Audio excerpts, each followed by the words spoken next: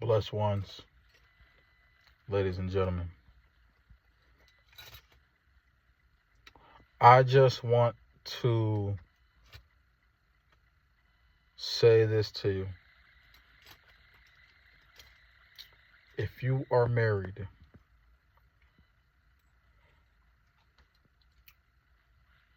do not cheat. If you are in a committed relationship, do not cheat. And to me, cheating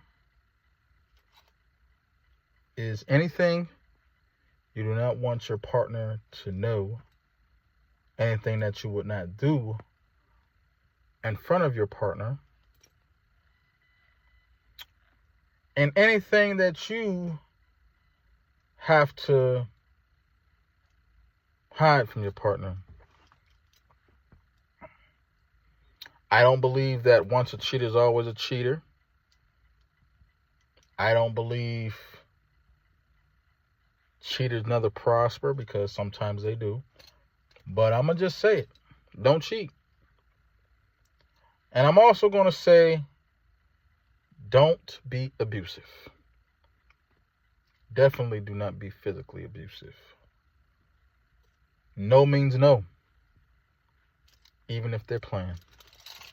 But I'm going to give you a little rundown on why I say this. Not because of my own personal experience, but just because it's blasphemy. You make a commitment to God, in front of God, in front of all your loved ones, in front of the minister or whoever it is that married y'all. You make a commitment to God. I want y'all to understand that God created marriage for men and women to enjoy, to be able to help each other, and to lay down a foundation. I'm not going to speak too much on those who are in committed relationships. This is just based on people who are married. And because I was married for a short period of time, I will say it. And I know there's been people who have been married longer than me. There's been people who has had successful marriages, people who has had marriages not last. Because here's my thing. The experience of marriage is different for everyone. But that foundation on God should still stay. So my main thing is, like, when you are cheating, you are possessed by an entity that is taking over your sound mind, that is taking over your wise mind. Because I'm going to say that, hey, whether you're getting married for money or getting married for love, do not cheat. Because even with the legal and formalities of marriage, it will put you in a situation that you will regret later on. Because even if you're rich and you're unfaithful, they say it's cheaper to keep her, but it's even more cheaper not to have her. But, don't listen to me. I'm just another man. But, when you're unfaithful, and I'm gonna even say as deep as this: when you are unfaithful in your marriage, you have turned your back on God. Not saying that you can't turn back around, but what I'm saying is, when you're unfaithful, and unfaithful doesn't necessarily always mean you're cheating. Unfaithful just means that you are sinning in your marriage. So when you're cheating, when you are abusive, when you're stealing, which I don't know why you would steal from your spouse, but when you are stealing, when you are dishonest, you are being unfaithful. And I'm going to stand on, your spouse should be your best friend.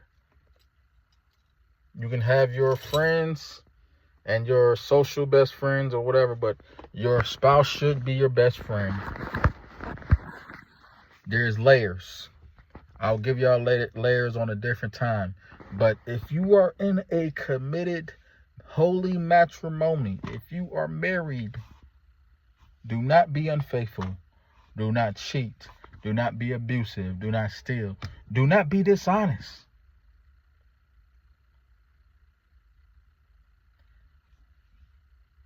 Because the repercussions for infidelity, the repercussions for adultery, the repercussions for being unfaithful will come to pass. So I'm just telling you, and I know this, and again, not from my own experience, but from other experiences as well. My experience was tough. It was hard, and it's given me a burden that I wish that I never had, but I have to live with the decision that I made. The relationship could be a little better now. Our co-parenting could definitely be better now, and we still have our ups and downs. But when you are married to someone, no matter how hard things get, no matter how annoyed or any times things get, take it to God. It always comes back to God. Just take it to God. Trust me. If there's an issue, talk to your partner.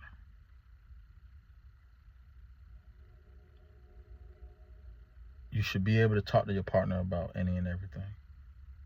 And I'm not saying all at one time. There's going to be moments for that, but y'all should have a relationship to where y'all can communicate.